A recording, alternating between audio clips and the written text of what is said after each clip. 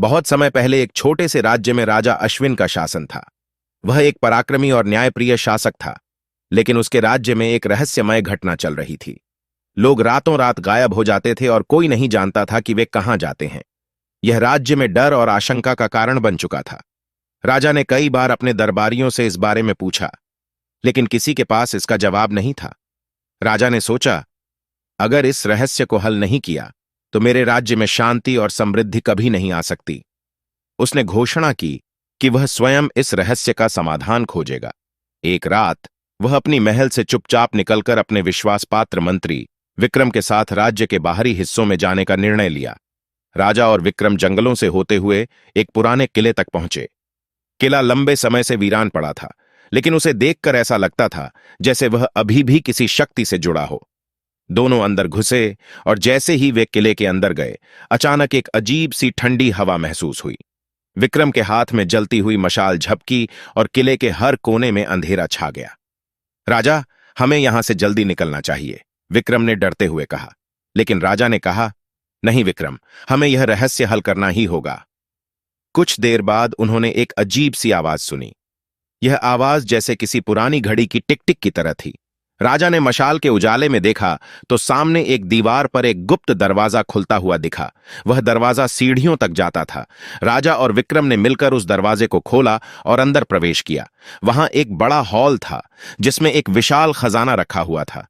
लेकिन जैसे ही राजा ने खजाने को छुआ, अचानक दीवारों से ढेर सारे जाले गिरने लगे और एक रहस्यमय राक्षस का रूप सामने आया। उसका चेहरा बिल्कुल मानव जैसा था, लेकिन उसकी आंखों में आग जल रही थी। तुमने हमारे खजाने को छुआ है, राक्षस ने गुस्से में कहा।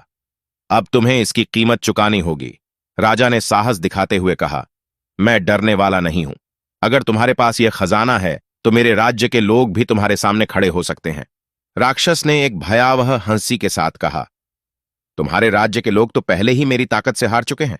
वे मेरी शक्ति से बंधे हैं। राजा और विक्रम के लिए यह एक बड़ा शौक था।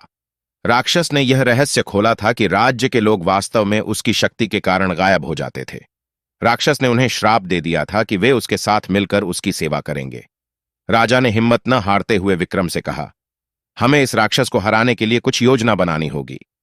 विक्रम ने एक पुरानी किताब में एक जादुई मंत्र पढ़ा था जो इस राक्षस को शक्ति से वंचित कर सकता था। लेकिन मंत्र को सफलतापूर्वक पढ़ने के लिए राजा को राक्षस की आंखों में देखकर उसे नियंत्रित करना था। तुम्हें यह करना होगा राजा, विक्रम ने कहा। तुम्हारी ताकत तुम्हारी आत्मा में है।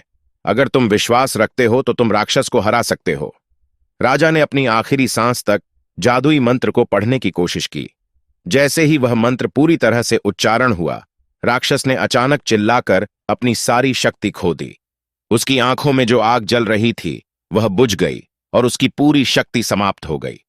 राक्षस धीरे धीरे गायब हो गया। राजा और विक्रम ने राज्य लौटने का निर्णय लिया। वे जैसे ही वापस महल पहुंचे, राज्य के लोग उनके स्वागत के लिए खड़े थे। वे अब पूरी तरह से मुक्त हो चुके थे। राजा अश्विन ने राज्य में शांति स्थापित की और अब वह हर कदम पर सतर्क रहता था ताकि किसी भी रहस्य से उसका सामना न हो। लेकिन राज्य में एक और रहस्य था जो कभी हल नहीं हुआ था। क्या यह राक्षस था या कोई और ताकत उनके राज्य के पीछे थी? यह सवाल राजा के मन में हमेशा बना रहा और उसका दिल कभी पूरी तरह से शांति से नहीं भर पाया। और इस तरह राजा अश्विन का शासन जारी रहा, लेकिन उसकी आंखों में हमेशा एक छाया बनी रही,